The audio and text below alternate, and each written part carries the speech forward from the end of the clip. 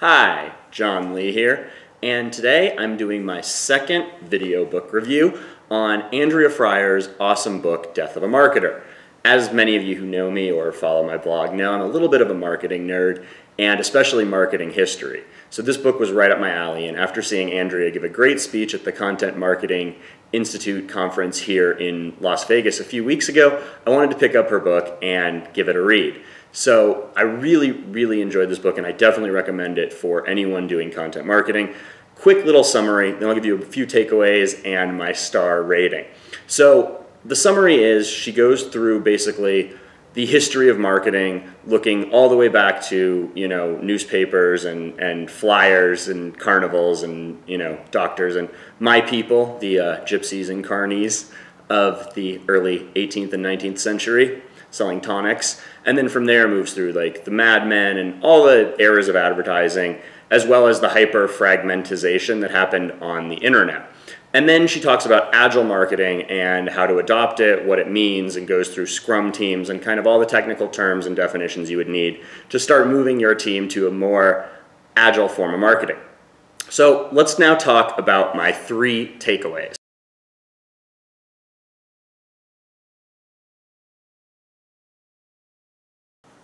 So my 3 big takeaways from this book were, number 1, much like black on black crime in Chicago, gun issues, and racism, marketers and lack of trust, which is often in the news, especially with all this Facebook stuff, because let's face it, Facebook sells your data to advertisers. Those advertisers were just advertising politically.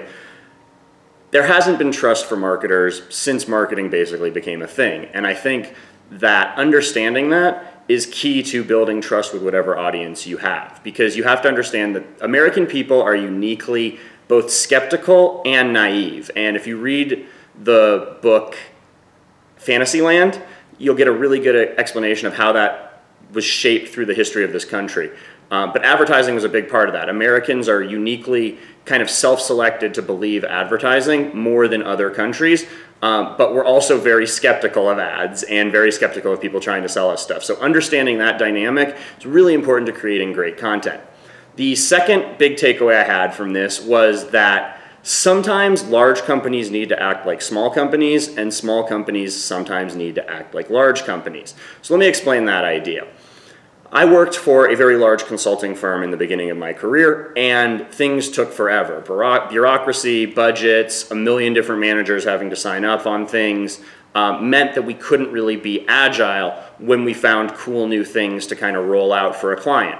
You'll see this also in larger corporations. IBM with Watson cannot be as agile with their artificial intelligence development as a smaller company like Data Robot, because they just have to go through much more channels. They have to worry about stockholders, et cetera, et cetera. So for a larger company, there are times, especially in new developments, especially in kind of undefined spaces like artificial intelligence, machine learning, data science, autonomous vehicles, stuff like that, where there isn't anything really there yet, where you want to act like a small company and be able to be agile, be able to adjust to things quickly, roll things out quickly, and get them like 80% right rather than going through 18 months of testing in order to kind of make it 90% right at least, So, and then on the other hand, when I left my big consulting firm and started working with startups in the self-development, dating, and technology space, I noticed that there are times once a small company's been a little successful, once they've broken that kind of like $1 million a year barrier,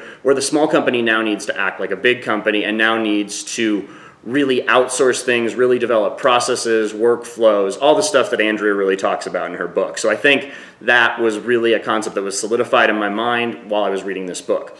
And the last big takeaway I have is that the world just moves so much faster now for marketing. And I think I read in some book that in the 80s, cable news basically introduced the 24-hour news cycle, right? Where things would stay in the news for 24 hours, then move on, as opposed to being in the news for weeks or days. And I read in the same book that now we're on like an 8-minute news cycle. Like PR firms and gossip rags and blogs and stuff are working on like an 8-minute news cycle. So the world is just happening so much faster. Things are able to be built and torn down so much faster. You see whole companies like Gawker rise and then fall in, a span of 6-7 years. Pets.com, stuff like that. Things are just moving much, much faster now.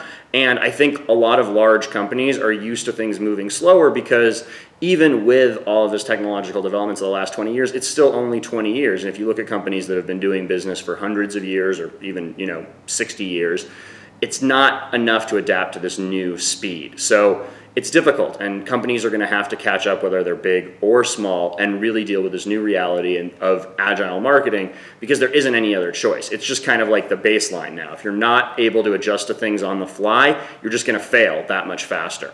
So those are my 3 big takeaways. Overall, I would give this book 4.5 out of 5 stars. If you're interested in content marketing, if you're a business owner, if you're someone who's looking into content creation or the history of marketing, I definitely recommend this book. It's an enjoyable, very short, very informative read. So definitely pick up Death of a Marketer by Andrea Fryrear. And be sure to subscribe to my videos, like my channel, all that fun stuff that you're supposed to say at the end of YouTube videos.